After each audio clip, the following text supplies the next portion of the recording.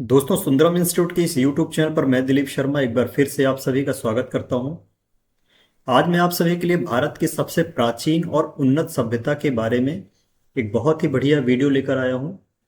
और इस सभ्यता का नाम है हड़प्पा सभ्यता। और मैंने कोशिश किया है कि इस टॉपिक से जितने भी क्वेश्चन एग्जाम में आने की संभावना रहती है उन सभी को कवर करूं। मतलब आपको इस वीडियो में वो सारे फैक्ट देखने को मिलेंगे जो एग्जाम में कई बार पूछे गए हैं और आने वाले एग्जाम में पूछे जाने की भी संभावना रहती है। तो चलिए बिना किसी देर किए हम स्टार्ट करते हैं। तो चलिए सबसे पहले एक नज़र ये देखते हैं कि हमें इस टॉपिक में डिस्कस क्या क्या करना है। तो देखिए, सबसे पहले हम इसके परिचय के बारे में समझेंगे। इसके बाद में इसके क्षेत्रीय विस्तार को हम समझेंगे कि इसका विस्तार कहाँ पर है और कितना इसका विस्तार है इस सभ्यता का। इसके बाद में वहाँ से जो अवशेष प्राप्त हुए हैं उनमें एक लिपि प्राप्त हुई है, उस लिपि के बारे में डिस्कस करेंगे हम। फिर इस सभ्यता की विशेषता के बारे में हम डिस्कस करेंगे कि सिंधु घाटी सभ्यता की क्या विशेषताएं थीं और वहाँ के प्रमुख नगर और वहाँ से प्राप्त वस्तुएं। और यकीन मानिए कि इस टॉपिक से बहुत सारे क्वेश्चन पूछे जाते हैं। सिंधु सभ्यता के जो प्रमुख नगर थे और वहाँ से कौन कौन सी वस्तुएं प्राप्त हुई हैं, उनके जो अवशेष प्राप्त हुए हैं, इनसे बहुत सारे क्वेश्चन प्रीवियस ईयर में पूछे गए हैं और आने वाले एग्जाम में भी पूछे जाने की संभावना रहती है। तो हमें बहुत ही अच्छे से इनको याद रखना पड़ता है। और इसके बाद में हम बात करेंगे कि वहाँ की जीवन शैली कैसी थी। मतलब कि हम सामाजिक, आर्थिक और राजनैतिक एवं धार्मिक जीवन के बारे में डिस्कस करेंगे हड़प्पा सभ्यता के। इसके बाद में अंत में हम बात करेंगे सिंधु घाटी सभ्यता का पतन कैसे हुआ और उसके पीछे क्या कारण थे। तो इस टॉपिक को हम दो पार्ट में डिवाइड करके पढ़ते हैं। मतलब कुछ कंटेंट आज हम इस वीडियो में देखते हैं और कुछ हम नेक्स्ट वीडियो में इस पे डिस्कस करेंगे। क्योंकि देखिए, कंटेंट ज़्यादा होने की वजह से वीडियो की जो लेंथ है काफ़ी ज़्यादा हो जाएगी और इसको हमको समझने में भी थोड़ा सा प्रॉब्लम जाएगी अगर वीडियो की लेंथ ज़्यादा होती है। तो हम दो पार्ट में डिवाइड करेंगे तो आसानी से हम इसको समझ पाएंगे। तो चलिए एक एक करके पढ़ते हैं और कहानी के रूप में इसको हम समझते हैं।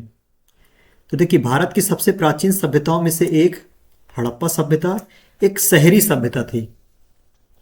अब देखिए, सबसे प्राचीन सभ्यता है मतलब जो इसका समय था लगभग 5000 वर्ष पुरानी सभ्यता थी आज के समय से। और कैसी सभ्यता थी? ये शहरी सभ्यता थी। अब शहरी सभ्यता थी, इसकी जानकारी कैसे मिलती है? मतलब जब वहाँ पे खुदाई की गई है तो वहाँ से जितने भी अवशेष मिले हैं, जितने भी साक्ष्य मिले हैं, वो इस बात का प्रमाण देते हैं कि वहाँ पे शहरों की जो भी बेसिक सुविधाएं शहरों में होनी चाहिए, उसके आधार पे वो सारी सुविधाएं हड़प्पा सभ्यता में मौजूद थी। मतलब हमें वहाँ से खुदाई से उन सभी के साक्ष्य हमें मिल चुके हैं, उनके हमें प्रमाण मिले हैं। तो इससे हम क्या कहते हैं कि ये जो सभ्यता थी कैसी सभ्यता थी? शहरी सभ्यता थी। और यहीं से क्वेश्चन पूछा जा सकता है कि हड़प्पा सभ्यता किस प्रकार की सभ्यता थी? शहरी सभ्यता थी, ग्रामीण सभ्यता थी? इस तरह से ऑप्शन देकर और क्वेश्चन पूछे जा सकते हैं। तो याद रखिएगा कैसी सभ्यता थी? शहरी सभ्यता थी। अब जानकारी कैसे प्राप्त होती है कि शहरी शहरी थी ये? हमें वहां से जो अवशेष मिले हैं वो हमें इस बात का प्रमाण देते हैं कि ये सभ्यता शहरी थी। मतलब जो बेसिक नीड जितनी भी होती है शहरों में, तो वो सारी मूलभूत सुविधाएं हड़प्पा सभ्यता के पास में थी। वहां से जो अवशेष मिले हैं वो हमें इंडिकेट करते हैं। इसके बाद देखिए, इसके काल निर्धारण के संबंध में विद्वानों का अलग अलग मत है। अब देखिए, जो विद्वान हैं उन्होंने अलग अलग इसका काल का निर्धारण, मतलब किस समय का काल निर्धारण का मतलब होता है किस समय, मतलब कि ये सभ्यता किस समय पे थी, उसका विकास किस समय पे था, वो उसके बारे में यहाँ पे बात कही गई है कि विद्वानों का अलग अलग मत था। मतलब हर एक विद्वान अपने अपने हिसाब से जो उन्होंने खोज किया है, जो वहाँ पे जो अवशेष प्राप्त हुए हैं, उनके आधार पे उन्होंने अलग अलग समय बताया है। जैसे अगर मैं कुछ एग्जाम्पल बताऊं आपको, तो जैसे जॉन मार्शल ने 3250 से 2750 ईसा पूर्व का समय बताया कि ये सभ्यता इस समय की थी। और अगर माधव स्वरूप वत्स की हम बात करें तो उन्होंने 3500 से 2700 ईसा पूर्व इसका समय बताया है। इस तरह से बहुत से ऐसे जो विद्वान हैं उन्होंने अलग अलग समय दिया है।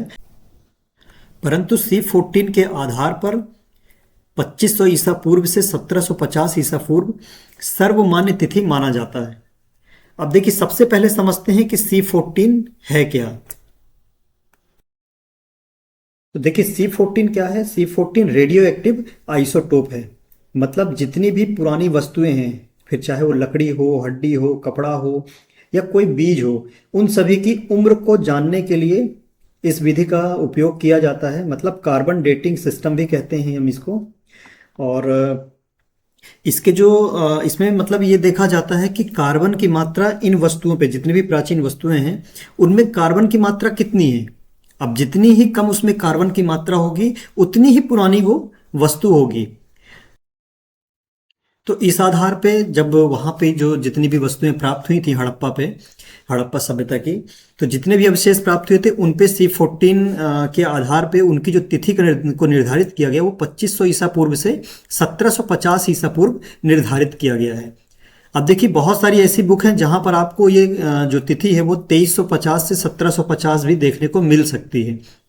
तो दोनों ही तिथियों को हमको लेकर चलना है। मतलब एग्जाम के पॉइंट ऑफ व्यू से अगर हम देखें कि अगर मान लीजिए कि पेपर में पूछा गया है कि कार्बन 14 के आधार पे हड़प्पा सभ्यता की जो तिथि है वो क्या है, तो अगर वहाँ पे ऑप्शन में हमें 2500 ईसा पूर्व से 1750 ईसा पूर्व लिखा हुआ है तो हमें ये आंसर करना है सही, इस पे टिक करना है। और मान लीजिए कि अगर 2350 से 1750 लिखा हुआ है तो हमें उसको सही मानना है और उसको टिक करना होगा। फिर आगे देखते हैं इसमें, इसे सिंधु घाटी सभ्यता या हड़प्पा सभ्यता के नाम से जाना जाता है।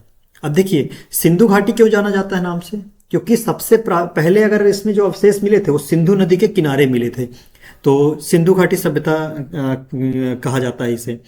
लेकिन जब बाद में और भी शहरों में और भी नदियों के किनारे जब इस पे अवशेष मिलने लगे तो इसे सिंधु घाटी सभ्यता कहना उतना ज़्यादा मतलब सार्थक नहीं था, तो इसलिए इसे हड़प्पा सभ्यता कहा जाने लगा। अब देखिए हड़प्पा के पीछे भी लॉजिक ये है कि सबसे पहले जो अवशेष मिले थे इस सभ्यता के वो हड़प्पा से मिले थे। तो हड़प्पा कहाँ पे है, हड़प्पा वर्तमान में पाकिस्तान का एक मोंटगोमरी जिला है, वहां पर ये स्थित है। अब चलिए इसके खोजकर्ता की बात करते हैं कि इसकी खोज किसने किया। तो देखिए सबसे पहले 1921 में दयाराम साहनी ने हड़प्पा का उत्खनन किया। अब देखिए जो पहला शहर हमें प्राप्त हुआ है हड़प्पा सभ्यता का वो हड़प्पा था, और वहाँ सबसे पहले जो जिन्होंने उसकी उत्खनन कार्य किया था वो दयाराम साहनी ने किया था। और इसका सन कौन सा था, वर्ष कौन सा था, ये था 1921 में। तो बहुत इंपॉर्टेंट है, एग्जाम में कई बार पूछा गया है ये। और हड़प्पा से कौन कौन सी वस्तुएं प्राप्त हुई हैं उत्खनन से, तो उसको हम बाद में डिटेल में देखेंगे जब हड़प्पा शहर के बारे में हम डिस्कस करेंगे। इसके बाद देखिए वर्ष 1922 में रखाल दास बनर्जी ने मोहनजोदड़ो का उत्खनन कार्य किया। अब ये दो शहर मतलब हड़प्पा और मोहनजोदड़ो ये प्रमुख शहर हैं हड़प्पा सभ्यता के, और इन दोनों शहरों से बहुत सारे क्वेश्चन पूछे जाते हैं। और ये दोनों भी कई बार पूछे गए हैं कि हड़प्पा की जो उत्खनन कार्य था कब किया गया, किस वर्ष किया गया। तो याद रखिएगा वर्ष 1921 में किया गया था। किसके द्वारा करवाया गया था, किसके नेतृत्व में किया गया था, तो दयाराम साहनी के नेतृत्व में ये काम किया गया था। और इसी तरह से पूछ सकता है एग्जाम में कि 1900 की मोहनजोदड़ो का उत्खनन कब किया गया था, तो 1922 में इसी तरह से पूछ सकता है कि मोहनजोदड़ो का उत्खनन कब किया गया था, तो 1922 में इसका उत्खनन कार्य किया गया था। और किसके नेतृत्व में किया गया था, रखाल दास बनर्जी के नेतृत्व में किया गया था। तो दोनों को ध्यान रख के चलिएगा, बहुत ही इंपॉर्टेंट है दोनों। तो चलिए इसके क्षेत्रीय विस्तार के बारे में देखते हैं कि इसका विस्तार कितना है और कहाँ तक है इसका विस्तार। तो अगर मैं सबसे पूर्व क्षेत्र की बात करूं कि जो हड़प्पा सभ्यता के अवशेष प्राप्त हुए हैं सबसे पूर्वी किस क्षेत्र से प्राप्त हुए हैं, तो ये प्राप्त हुए हैं आलमगीरपुर उत्तर प्रदेश से प्राप्त हुए हैं। और सबसे पश्चिम में कौन सा क्षेत्र है, तो सबसे पश्चिम में ध्यान रखिएगा सुतकांगे डोर बलूचिस्तान में है। और बलूचिस्तान कहाँ है, बलूचिस्तान पाकिस्तान का एक स्टेट है। और वहाँ से सबसे पश्चिमी जो क्षेत्र है, मतलब ये हड़प्पा सभ्यता का सबसे पश्चिमी क्षेत्र है सुतकांगे डोर। और बहुत इंपॉर्टेंट है ये दोनों फैक्ट, या हम इन सब की बात करें क्योंकि कई बार एग्जाम में पूछा गया है कि सबसे पूर्वी क्षेत्र कौन सा है हड़प्पा सभ्यता का, सबसे पश्चिमी कौन सा है, सबसे उत्तर में कौन सा क्षेत्र स्थित है और सबसे दक्षिण में कौन सा क्षेत्र स्थित है। अब देखिए सबसे उत्तर में हम देखते हैं कि सबसे उत्तर में कौन सा क्षेत्र है। सबसे उत्तर में हमें एक जगह है कश्मीर में मांडा, तो कश्मीर के मांडा से भी अवशेष प्राप्त हुए हैं हड़प्पा सभ्यता के। तो ये सबसे उत्तरी क्षेत्र है। अगर हम हड़प्पा सभ्यता की बात करें कि जहाँ से उसके अवशेष हमें प्राप्त हुए हैं, तो सबसे उत्तरी क्षेत्र याद रखिएगा मांडा है। कहाँ है? कश्मीर में है। इसके बाद में सबसे दक्षिण का जो हिस्सा है वो है दैमाबाद, और ये दैमाबाद कहाँ है? महाराष्ट्र में है। तो ये चारों फैक्ट बहुत इंपॉर्टेंट हैं। और अब देखिए इस मैप में, आप देखिए इस मैप में जैसे आपको यहाँ पे देखने को मिल रहा है मांडा, जो मैंने अभी बताया कि कश्मीर में है। इसके बाद में आलमगीरपुर उत्तर प्रदेश में, दैमाबाद महाराष्ट्र में, और सुतकांगेड और कहाँ है? ये है बलूचिस्तान पाकिस्तान में। अब अगर हम इनकी आकृति के बारे में बात करें तो इनकी जो आकृति बनती है वो कुछ त्रिभुजाकार आकृति बनती है। और ये भी एग्जाम में पूछा गया है कि जो हड़प्पा सभ्यता है उसकी आकृति कैसी है? इसकी आकृति है त्रिभुजाकार है। तो मतलब त्रिभुजाकार किस तरह से आकृति बन रही है? मतलब जो सबसे उत्तर का हिस्सा है, सबसे पश्चिम का हिस्सा है, इसके बाद दक्षिण और सबसे पूर्वी हिस्से की अगर हम एक उसमें उसको हम रेखांकित करें तो हमें जो आकृति देखने को मिलती है वो कुछ त्रिभुजाकार आकृति हमें देखने को मिलती है। तो कई बार क्वेश्चन एग्जाम में पूछा गया है कि इसकी आकृति कैसी है, तो आकृति त्रिभुजाकार है। तो ध्यान रखिएगा, ये जितने भी हमारे जो ये क्षेत्र हैं, उत्तर पूर्व पश्चिम दक्षिण, जितने भी क्षेत्र हैं, इसकी हम पूरी आकृति जो हमारी बन रही है इस मैप में, तो उसकी हम बात कर रहे हैं कि आकृति कैसी है? आकृति त्रिभुजाकार है। अब देखिए इस मैप में समझने की कोशिश करते हैं। आप देखिए कि ये यहाँ पर जो ब्लैक आपको दिख रहा है ये क्या है? सिंधु नदी है। अब सिंधु नदी के आपको आसपास ये पूरी सभ्यता विकसित हुई आपको देखने को मिलेगी। जैसे आप यहाँ पर देखिए कि मोहनजोदड़ो आपको मिल रहा है, और ये वर्तमान में पाकिस्तान क्षेत्र में है। यहाँ पे मेहरगढ़ है, कोटदीजी आपको यहाँ पे देखने को मिल रहा है। तो इस तरह से ये जो पूरी सभ्यता है, ये सिंधु सभ्यता या सिंधु नदी के आसपास के बहुत सारे ऐसे स्थल हैं जो इस सभ्यता के हमको मिले हैं। और इसके अलावा आप यहाँ भारत में आके देखिए कि भारत में देखिए ये तो पूरा हिस्सा पाकिस्तान के क्षेत्र में है, लेकिन अगर हम भारत में देखें तो यहाँ से भी बहुत सारे स्थल मिले हैं। जैसे कालीबंगा हो गया, राखी गढ़ी हो गया, और यहाँ गुजरात वाले हिस्से में आप देखिए धौलावीरा है, और सुरकोटदा है। तो इस तरह से बहुत सारे जो क्षेत्र हैं, भारत और पाकिस्तान दोनों जो हमारे कंट्रीज हैं, उनमें उनको मिला के अगर देखा जाए तो बहुत सारे स्थल हमको देखने को मिलते हैं हड़प्पा सभ्यता के। अब देखिए कई बार क्वेश्चन ऐसा भी पूछा गया है कि उत्तर से दक्षिण के बीच की दूरी कितनी है हड़प्पा सभ्यता के क्षेत्रों की? मतलब जो सबसे उत्तर का क्षेत्र है मांडा, और सबसे दक्षिण का जो क्षेत्र है दैमाबाद, इनके बीच की दूरी कितनी है? तो याद रखिएगा 1100 किलोमीटर इनके बीच की दूरी है। और अगर पूर्व से पश्चिम की बात करें तो पूर्व से पश्चिम की दूरी कितनी है? ये है 1600 किलोमीटर। और इस पूरे क्षेत्र की अगर हम बात करें, ये जो पूरा हड़प्पा क्षेत्र है, ये कितना क्षेत्रफल कितना है इसका? है याद रखिएगा 13 लाख वर्ग किलोमीटर की हम बात कर रहे हैं। तो ये इसका क्षेत्रफल है हड़प्पा सभ्यता का। बहुत इंपॉर्टेंट है, ये पूरे फैक्ट बहुत इंपॉर्टेंट है। अगर आप चाहें तो इसको नोट डाउन भी कर लीजिए। और अगर आपको इनके पीडीएफ चाहिए तो हमारा जो डिस्क्रिप्शन में टेलीग्राम की लिंक पड़ी हुई है टेलीग्राम चैनल की, आप उस चैनल से इसकी पीडीएफ भी प्राप्त कर सकते हैं। अब चलिए इसके बाद हम नेक्स्ट देखते हैं। अब देखिए इसकी लिपि के बारे में बात करते हैं कि सिंधु सभ्यता की लिपि कैसी थी। तो यहाँ से जो शैली प्राप्त हुई है, यहाँ से जो लिपि प्राप्त हुई है, उस शैली को बोला जाता है बेस्ट्रोफेडन शैली। मतलब देखिए क्या होती है बेस्ट्रोफेडन। देखिए बेस्ट्रो का मतलब होता है बैल, और फेडन का मतलब होता है मुड़ना। तो आपने जैसे खेतों में देखा होगा कि जब किसान हल चलाते हैं, खेतों की जब जुताई करते हैं, तो कुछ इस प्रकार से करते हैं। मान लीजिए कि यहाँ से स्टार्ट करके एक पंक्ति बनाई जाती है हल के माध्यम से, और जब हमारा जो इंड होता है, मतलब खेतों का जहाँ तक हमें जुताई करना है, तो जैसे इंड हो जाएगा वो क्या करेंगे, कुछ इस प्रकार से फिर मुड़ जाएंगे वहाँ से अगली पंक्ति। मतलब कि जहाँ से पहली पंक्ति स्टार्ट हो रही है और जहाँ पे पहली पंक्ति खत्म हो रही है, तो खत्म होते ही वो स्टार्ट करेंगे अगली पंक्ति को। इसके बाद में वापस से कुछ इस प्रकार से, मतलब अगर हम लेफ्ट टू राइट की हम बात करें तो लेफ्ट से अगर स्टार्ट कर रहे हैं तो राइट में जाके पहली पंक्ति खत्म होगी, तो जो अगली पंक्ति आएगी इस लिपि की वो राइट से स्टार्ट होगी और लेफ्ट तक जाएगी। तो इस तरह से क्या रहा होता है, इस तरह से पूरी जो सिंधु सभ्यता थी वहां से जो अवशेष प्राप्त हुए हैं, तो वहां की जो लिपि थी वो कुछ इस प्रकार की थी, जो लेफ्ट से स्टार्ट होती और राइट तक जाती, और अगली पंक्ति जब स्टार्ट करना होता तो राइट से स्टार्ट करते और लेफ्ट तक उसको लिखा जाता था। और पूरा यही क्रम जब तक कि उन्हें जो भी मैसेज लिखना होता था, तो जब तक कि वो मैसेज पूरा नहीं हो जाता था तो बस यही प्रोसेस दोहराई जाती थी। तो देखिए इसे क्या बोला जाता है, इसे भाव चित्रात्मक भी कहा जाता है। अब देखिए नाम से स्पष्ट हो रहा है भाव चित्रात्मक, चित्र मतलब कि चित्रों के माध्यम से उनके भाव के आधार पर, मतलब कि जैसे हमने कोई चित्र दिया, अब चित्र में जो भाव दिख रहे हैं उसके आधार पे जो उस सभ्यता के जो लोग थे वो मैसेज के रूप में अपने जो उन्होंने उनको जो भी लिखना होता था वो इस प्रकार से लिखते थे। इसमें कुल 64 मूल अक्षर थे और 250 से लेके 400 तक चित्रात्मक थे। मतलब मूल अक्षर कितने थे, वो लगभग 64 थे और 250 से लेके 400 तक चित्र थे।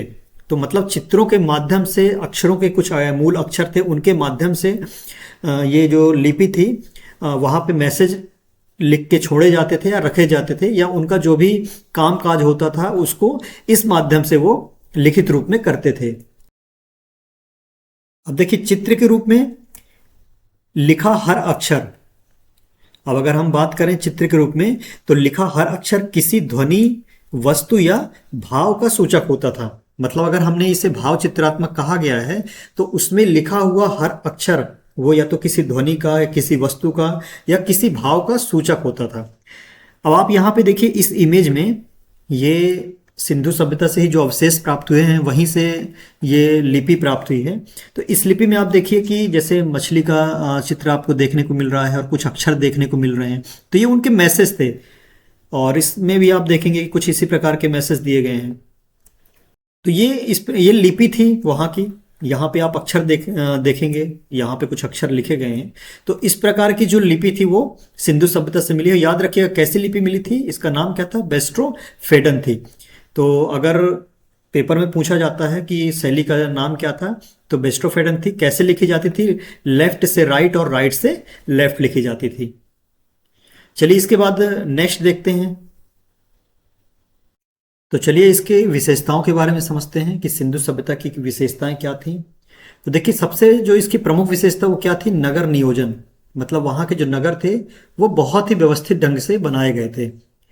अब देखिए मोहनजोदड़ो और हड़प्पा इसके प्रमुख नगर थे, जैसे मैंने पहले भी बताया है।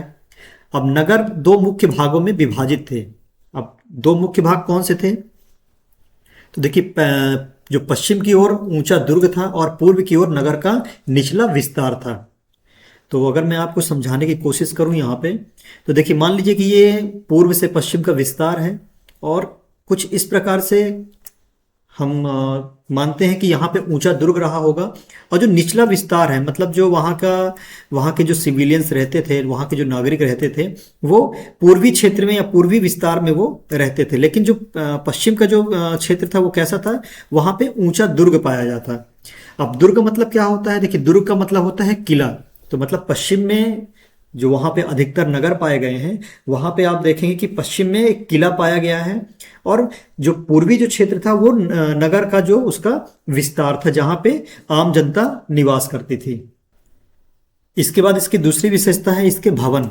मतलब वहाँ के जो भवन थे वो कैसे थे, पक्की ईंटों के बने थे और एक से अधिक मंजिला होते थे। मतलब कि अगर हम इनके फ्लोर की बात करें तो वो सिंगल नहीं होते थे, वो डबल या ट्रिपल फ्लोर के होते थे या एक से अधिक मंजिलों के वो वहाँ पे पाए गए हैं, उनके अवशेष मिले हैं। और ये कहाँ पे कैसे इनका मतलब जो निर्मित थे, ये सड़कों के किनारे बने होते थे और इनमें प्रवेश के लिए गलियां होती थी। अब देखिए मतलब जो मुख्य सड़कें हैं, सड़कों के किनारे तो ये बने हैं लेकिन इनका जो प्रवेश होता था वो कहाँ से होता था, वो गलियों से होता था। मुख्य सड़कों से ना होकर वो कहाँ से होता था, गलियों से। मान लीजिए कि ये मुख्य सड़क है, अब यहाँ से कोई गली गई है, उस गली से इनका प्रवेश द्वार होता था। लेकिन इनका जो मुख्य सड़कों की ओर से प्रवेश द्वार ना होके गलियों की ओर से था। तो अगर हम प्रमुख भवनों की बात करें तो मोहनजोदड़ो से एक विशाल अन्नागार मिला है। और हड़प्पा से क्या मिले हैं? 6 अन्नागार, मतलब कि 6 कोठार मिले हैं, छोटे छोटे कमरे मिले हैं, 6 एक सीक्वेंस में मिले हैं। और इनका जो साइज था वो लगभग समान था सभी का। तो जब हम इनके बारे में डिस्कस करेंगे तो डिटेल में वहां पे इसमें चर्चा करेंगे कि वो कितने उनका एरिया था और कितने बड़े वो कमरे बनाए गए थे।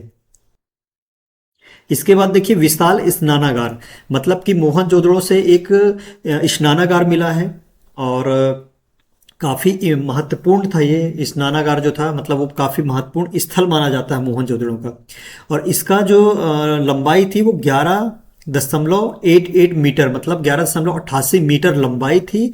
और 7.01 मीटर क्या थी इसकी चौड़ाई थी। और गहराई कितनी थी, डेप्थ कितनी थी इसकी, वो थी 2.43 मीटर।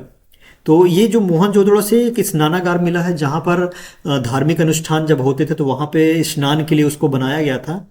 और तो इसकी मतलब ये इम्पोर्टेंट फैक्ट हैं। अगर एग्ज़ाम में पूछा जाता है कि जो स्नानागार मिला है उसकी लंबाई कितनी थी तो याद रखिए रखने की। तो ये इम्पॉर्टेंट फैक्ट है एग्जाम के हिसाब से। अगर मान लीजिए पूछ लिया जाता है कि विशाल स्नानागार की लंबाई कितनी थी तो याद रखिए 11.88 मीटर थी लंबाई। और चौड़ाई कितनी थी तो ये थी 7.01 मीटर। और गहराई की अगर बात करें तो ये थी 2.43 मीटर। इसके बाद इसकी जो अगली विशेषता वो है इसकी सड़कें। तो सड़कें कैसी थी, देखिए सड़कें 13 फुट से लेकर 33 फुट तक की चौड़ी होती थी। और पश्चिम से मतलब पूर्व से पश्चिम और उत्तर से दक्षिण की ओर जाती थी। मतलब अगर सड़कों की बात करें तो कुछ इस प्रकार से वो होती थी, मतलब उत्तर से दक्षिण और दक्षिण से पूर्व से पश्चिम। और एक दूसरे को, मतलब ये जैसे मान लीजिए कि पूर्व से पश्चिम की एक सड़क हो गई और एक उत्तर से दक्षिण की सड़क हो गई, तो ये आपस में क्या होती थी, एक दूसरे को समकोण काटती थी। हर एक सड़क आपस में एक दूसरे को समकोण वो काटती थी। ये इनकी कहना चाहिए विशेषता थी। इसके बाद नालियां भी वहां पे पाई गई हैं, क्योंकि देखिए शहरों का अगर विस्तार किया गया है, वहां पे विकास किया गया है, तो नालियों की भूमिका बहुत ज़्यादा रहती है। क्योंकि नालियां क्या करती हैं, नालियां जितना भी सीवेज का पानी होता है उसको शहर के बाहर लेकर जाती हैं। तो नालियों की भी वहां पे जो अवशेष हैं वो मिले हैं। तो नालियां क्या करती हैं, भवनों के ऊपरी मंजिलों से पाइप के माध्यम से उनका प्रयोग किया गया है। जो भवन थे उनके ऊपरी मंजिलों से पानी को निकालने के लिए पाइप लगाया गया है। और वो पाइप कहाँ आता था, वो छोटी छोटी नालियों में आता था। और छोटी नालियां किससे मिली, मतलब जुड़ती थी, छोटी नालियां जुड़ती थी बड़ी नालियों से। और छोटी नालियों की जो लंबाई और चौड़ाई होती थी वो कितनी होती थी, 1 फीट चौड़ी और 2 फुट ये गहरी होती थी। अब बड़ी नालियां क्या करती थी, बड़ी नालियां जो जितना भी जो सीवेज का पानी है उसको कलेक्ट करके और शहरों से बाहर लेकर जाती थी। तो ये थी देखिए इसकी विशेषताएं। मतलब नगरों की अगर हम बात करें तो नगरों में हमने देखा कि नगर 2 भागों में डिवाइड थे, पश्चिम और पूर्व में इनका विस्तार था। पश्चिम में दुर्ग और पूर्व में इनका निचला विस्तार था। और भवन कैसे थे, भवन पक्की ईंटों से बने थे। और अधिकतर इनमें जो सड़क के किनारे बने होते थे। और एक से अधिक मंजिलों के भवन पाए गए हैं जो वहां पे उनके अवशेष मिले हैं। इनमें विशाल स्नानागार भी मिला है जो अनुष्ठान यज्ञ अनुष्ठान के समय पे जिनमें जो स्नान के लिए बनाए गए थे। और सड़कें क्या होती थी, सड़कें एक दूसरे को समकोण काटती थी। और लगभग 13 से 33 फुट इनकी जो चौड़ाई थी वो इनकी पाई गई है। इसी तरह से नालियां नालियां भी देखी गई हैं। नालियों का भी बहुत ही बढ़िया इसमें जो विकास था इस सभ्यता में वो देखा गया है। तो अब चलिए इसमें बारी बारी से हम सभी प्रमुख शहरों के बारे में डिस्कस करते हैं। और उन शहरों से संबंधित जितने भी अवशेष खुदाई के समय हमें मिले हैं हम उसके बारे में डिस्कस करते हैं, जो हमारे एग्जाम के पॉइंट ऑफ व्यू से काफ़ी इंपॉर्टेंट होंगे। तो मैंने कोशिश किया है कि जो जितने भी इंपॉर्टेंट फैक्ट हैं और जो प्रीवियस ईयर में कई बार पूछे गए हैं तो वो फैक्ट आपको मैं प्रोवाइड करवाऊं। तो चलिए स्टार्ट करते हैं अब हड़प्पा के बारे में। तो देखिए हड़प्पा इसका जो पहला शहर था, मतलब कि जो पहली खुदाई की गई थी हड़प्पा में की गई थी, इसी के आधार पर इसका नाम रखा गया है। और हड़प्पा वर्तमान में पाकिस्तान में है। पाकिस्तान में माउंट गोमरी जिला है, वहां पर ये स्थित है हड़प्पा। अब देखिए यहां से एक कतार में 6 अन्नागार मिले हैं। अन्नागार का मतलब होता है जहां पे अनाज को रखा जाता था, मतलब एक प्रकार का गोदाम। तो यहाँ से क्या मिला है, गोदाम मिला है। और इसकी लंबाई कितनी है, 15.23 मीटर इसकी लंबाई है, और इसकी चौड़ाई कितनी है, 6.09 मीटर इसकी चौड़ाई है। तो ये इंपॉर्टेंट फैक्ट है, मैंने मतलब इसमें हर एक फैक्ट को मैंने एग्जाम के हिसाब से मैंने रखा है, ताकि हम उन्हीं चीज़ों को पढ़ें जो हमारे एग्जाम के हिसाब से इम्पॉर्टेंट हैं, और अदर चीज़ों को हमें पढ़ने की बहुत ज़्यादा आवश्यकता नहीं है। देखिए इसमें फिर कब्रिस्तान मिला है, मतलब कि एक ऐसा कब्रिस्तान मिला है हड़प्पा से जहां पर क्या लिखा है, वहां के मेन गेट में क्या लिखा है, RH37। तो ये भी कई बार क्वेश्चन पूछा गया है कि RH37 कब्रिस्तान कहाँ से मिला है। तो याद रखिएगा हड़प्पा से मिला है ये कब्रिस्तान। और ये कुछ ऐसी लिपि है, जैसा कि अभी हमने बताया उसमें कि जो लिपि वहां पे मिली है, तो ऐसा ही कुछ उसके गेट पे लिखा हुआ है, मतलब कब्रिस्तान है, कब्रिस्तान के अगर मान लीजिए गेट है, गेट पे लिखा है ये RH37। तो ये कब्रिस्तान का नाम भी हम इसको समझ सकते हैं। तो ऐसा ही क्वेश्चन पूछा जा सकता है एग्जाम में। इसके बाद देखिए कांसे का आईना मिला है, और इस 16 भट्टियां मिली हैं। स्वास्तिक चिन्ह, देखिए स्वास्तिक चिन्ह कहाँ से हमें मिला है, वो हमें मिला है हड़प्पा सभ्यता से। तो यहाँ पे आप देखिए ये अवशेष मिले हैं, इस प्रकार से चिन्ह मिला है, और ये काफी इंपॉर्टेंट है। कई बार एग्जाम में पूछा गया है कि स्वास्तिक चिन्ह हड़प्पा के किस शहर से मिला है। तो ये काफी इंपॉर्टेंट है कि स्वास्तिक चिन्ह हड़प्पा के किस शहर से मिला है। तो याद रखिएगा हड़प्पा से ही मिला है ये स्वास्तिक चिन्ह। और हड़प्पा से गेहूं तथा जौ के दाने के अवशेष भी मिले हैं। तो ये भी हमें याद रखना है। मतलब ये जितने भी फैक्ट आप यहाँ पे देख रहे हैं ये सब कभी ना कभी एग्जाम में पूछे गए हैं, इसलिए मैंने आप सभी के लिए यहाँ पे प्रोवाइड करवाया है इसमें। इसके बाद देखिए शंख का बैल, मतलब कि आप यहाँ पे देखिए ये जो इमेज आपको दिख रही है ये क्या है, शंख का बैल है। और ये अवशेष कहाँ से मिला है, ये अवशेष भी हड़प्पा से मिला है। इसके बाद ताबूत समाधान मिला है। अब देखिए समाधान का मतलब क्या होता है, समाधान का मतलब होता है कब्र, और ताबूत मतलब होता है कि जब मान लीजिए जैसे क्रिश्चियन धर्म में आप देखिए जब किसी की डेथ होती है तो एक ताबूत होता है लकड़ी का, और उस ताबूत में जिसकी डेथ होती है उस डेड बॉडी को लिटाया जाता है, और कुछ इस प्रकार से रहता है। और इसमें क्या किया जाता है, उस डेड बॉडी को लिटाया जाता है और इसे पैक किया जाता है। लकड़ी का ही पूरा एक बॉक्स होता है, इसको पैक करने के बाद में उसे कब्र में डाल दिया जाता है, और इसके ऊपर से जो मिट्टी है उसको मिट्टी से इसको ढक दिया जाता है। मतलब डायरेक्ट जो शव है, शव में के ऊपर डायरेक्ट मिट्टी नहीं डाली जाती है, ताबूत में रखा जाता है। तो ये कहाँ से मिला है ताबूत समाधान, मतलब इसके साक्ष्य कहाँ से मिले हैं, ये मिले हैं हड़प्पा से। तो जितने भी फैक्ट यहाँ पे आप देख रहे हैं बहुत इंपॉर्टेंट फैक्ट हैं, और इनको आप नोट डाउन करके रखिएगा, बार बार इनको याद करिएगा। बार बार याद करने से ये आपको एग्जाम में काफ़ी हेल्पफुल होने वाले हैं, और आप इनको इन पे कन्फ्यूज़न आपको नहीं होगा, भूलेंगे नहीं ये आपको। इसके बाद चलिए नेक्स्ट देखते हैं कि जो अगला जो शहर है वो कौन सा है, और वहाँ से कौन कौन से अवशेष मिले हैं। तो देखिए इसका जो अगला शहर है वो है मोहनजोदड़ो, और मोहनजोदड़ो से ये सबसे पहले हम देखते हैं इसमें वृहत स्नानागार। तो जैसा इसको हम पहले भी डिस्कस अभी किए हैं कि एक विशाल स्नानागार मिला है, और उसकी लंबाई थी 11.88 मीटर, और 7.01 मीटर इसकी चौड़ाई थी, और गहराई कितनी थी, 2.43 मीटर इसकी गहराई थी। और ये यूज़ कब किया जाता था, जब कोई यज्ञ और या अनुष्ठान किए जाते थे तो उसके स्नान के लिए इसका यूज़ किया जाता था, इस स्नानागार का। इसके बाद इसमें देखते हैं कपास का टुकड़ा मिला है मोहनजोदड़ो से, और कांसे की नृत्य करती हुई स्त्री की मूर्ति मिली हुई है मोहनजोदड़ो से। साथ ही साथ पुजारी की मूर्ति भी मिली है मोहनजोदड़ो से, और पत्थर पर खुदी हुई नाव का चित्रण है। महाविद्यालय भवन मिला है, और मुद्रा पर अंकित पशुपति की मूर्ति मिली है, घोड़े के दांत मिले हैं। तो देखिए इनको हमें याद करना होगा, और इनके बारे में आप देखिए कि अगर प्रीवियस ईयर के क्वेश्चन आप उठा के देखिए, जो भी पेपर आप अगर देना चाह रहे हैं, अगर प्रीवियस ईयर के आप क्वेश्चन पेपर देखिए तो आपको इनमें से कहीं ना कहीं हड़प्पा सभ्यता से आपको क्वेश्चन देखने को मिल जाएंगे, क्योंकि बहुत सारे फैक्ट हैं इस पूरे टॉपिक में। इसलिए मैं इसको कोशिश मैंने किया है कि मैं इसको 2 पार्ट में डिवाइड करके पढ़ाऊँ।